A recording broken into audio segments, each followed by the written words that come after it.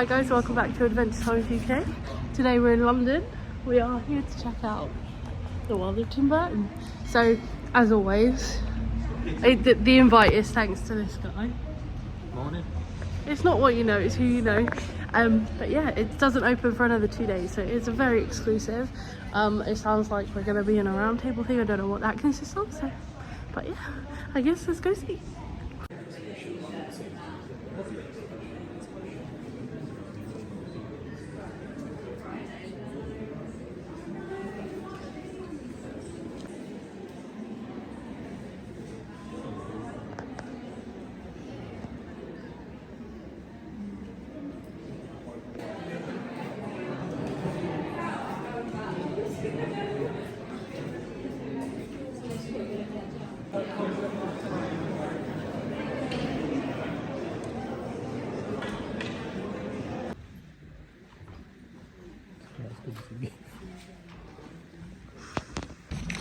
So, I've got a bit of a cough. I'm really like this press release thing. I swear to God. I swear if there's a God that exists, I don't want a coughing fit right now. Thank you very much. Iterations in different museums, but it's very much now in an evolved form. It's a collaboration exhibition. You've literally just walked around it, although you've been very hands-on in the staging of it. What are your impressions? How does it look to you? He asked with trepidation. You already know. I mean, I first visited this museum with you both a while ago, and I saw what the space was. You know, and I've had shows in all different countries, and each space has its own vibe to it. And I saw what you were dealing with, and when I walked around, I just felt like, you know, it's like walking around in a weird, beautiful fun house, which I love.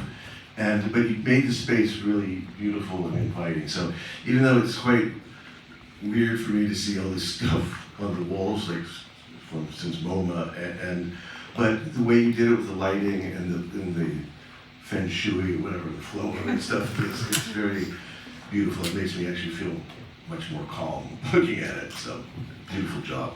I love the idea of curatorial feng shui. It is very difficult to ask someone to describe their own style, but when you see your work over the last 30 years or so, do you see distinct characteristics in a way that many people in this room will understand the Burtonesque to be? Does it mean anything to you? No, I mean, like I said, when this first happened, like whenever 2006 with at MoMA, right? And the curators there, Jenny, he, and Rob Magliozzi, they spent like 2 years looking through all stuff. And I didn't even know anything about it, so when I saw what they did there, it really sort of shocked me. It was something, you know, sitting in the room just drawing thing, whatever, you know, you never expect something like that. So it was a really shocking experience. But the beautiful thing is, like, what you've done is, especially with the Design Museum, I mean, it's like, it's just amazing that you see that, you know, and the way you sort of, you know, because it's not so much about art, it's more about the process for me. It's about, you know, one thing leads to another, a drawing could turn into an animation or a live action film or nothing, you know, and so I think that was the thing that I find beautiful. It just shows more of the process of things, you know. And does it always begin with drawing? I mean, it is really interesting to see that you seem to draw frequently and anywhere. There's stuff on newspapers, napkins, sketchbooks and so on. Is that always where an idea comes from? Yeah, I mean, it's like, I wasn't early on in life a very verbal person, so for me, drawing was a way of expressing it. Even if I was just doing it for myself, you know, it was a way to express myself to people or even to myself. So, yeah, I mean, like all children, I love drawing and you know, it just sort of kept something that was important to me and sort of therapeutic and you know, a way to get certain thoughts and ideas out. Hands-on. Obviously there's a big discussion at the moment about evolving technology. What's your position on technology now? Are you tempted to work with new technologies more ever, or do you feel that the handmade is still your aesthetic and that's what you're going to stick to? Well, I mean, I've worked with CG. Yeah. I've worked with, I think, most techniques, and they're all valid. I mean, there's nothing against them. We can do beautiful things in any medium.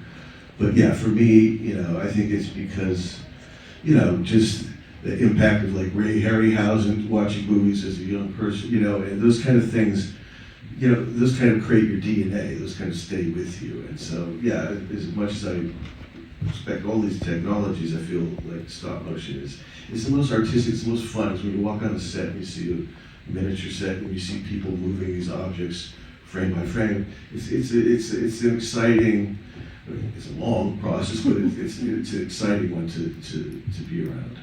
Question again?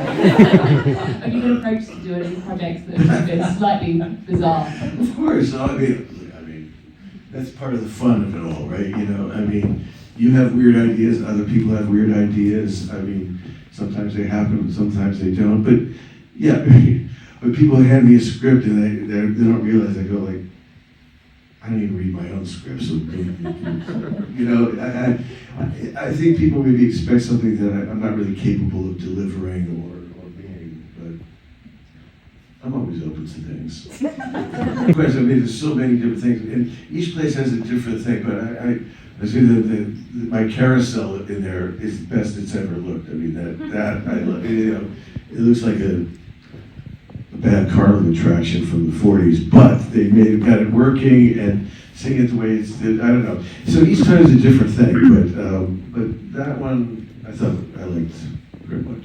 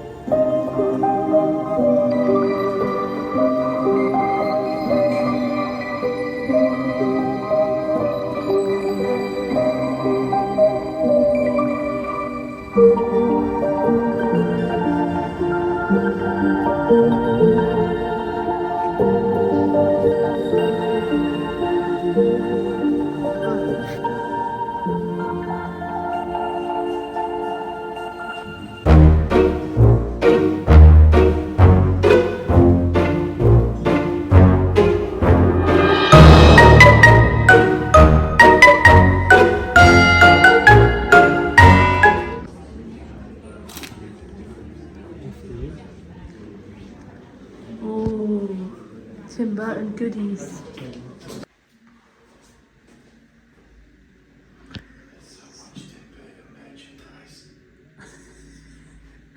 So this book here is exclusive to this exhibition. You won't be able to get it anywhere else. It is chunky, but it's £30. So they have some really cool mats, like for dinner recipe book.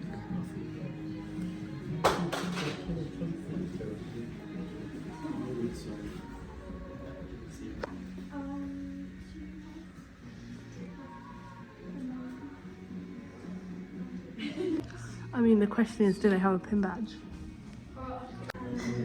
Yes, yes they do, and it is £8.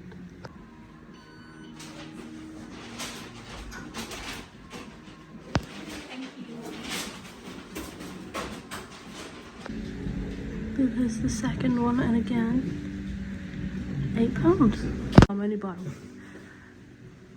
And there's another one too, which is... Okay, so we've just done the exhibition. We had a little bit of a round table at the beginning. I've filmed a couple of clips, but not much.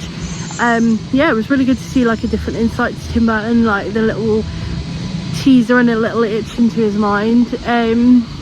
Yeah, I really enjoyed it. I love Tim Burton. I love like everything that he creates. The exhibition itself is really well done. The atmospheric lighting in there makes it feel creepy and eerie.